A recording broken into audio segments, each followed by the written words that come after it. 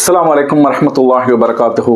காலம் சுருங்குதல் மறுமை நாளுடைய அடையாளம் என்று அல்லாஹ்வுடைய தூதர் நபிகள் நாயகம் ஸல்லல்லாஹு அலைஹி வஸல்லம் அவர்கள் சொன்னார்கள். காலம் சுருங்குதல் என்று சொன்னால் இன்றைய ஒரு வருடம் என்பது அன்றைக்கு அது ஒரு வாரம் போன்றதாக இருக்கும். இன்றைய ஒரு வாரம் என்பது அன்றைய ஒரு நாள் போன்றதாக இருக்கும்.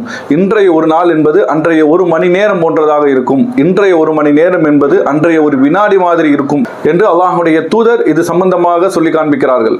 அன்றைக்கு நபிகள் நாயகம் ஸல்லல்லாஹு அலைஹி வஸல்லம் அவருடைய காலகட்டத்தில் பார்த்தோம் என்று சொன்னால் ஒரு காரியம் செய்வதற்கு எவ்வளவு காலம் பிடிக்குமோ அது இன்றைக்கு எவ்வளவு சுருங்கி இருக்கிறது காலம் என்பதை நாம் அனுபவித்துக் கொண்டிருக்கிறோம். உதாரணத்துக்கு பயணத்தை எடுத்துக்கொண்டால் மக்காவிலிருந்து நாடு துறந்து அல்லாஹ்வுடைய தூதர் மதீனாவிற்கு சென்றார்கள். மக்கா மதீனா என்பது சுமார் 450 கிலோமீட்டர் தொலைவு கொண்டது. அதுல ஒரு ஒட்டகத்தில் பயணித்தால் கூட சுமார் ஒரு 30 மணி நேரத்திற்கு மேலாக இருக்கும்.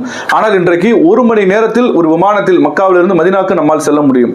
அப்போ அன்றைக்கு 2 நாட்கள் அளவுக்கு பயணித்த ஒரு காரியம் அதே பயணம் இன்றைக்கு ஒரு மணி நேரத்தில் சுருங்கி விடுகிறது.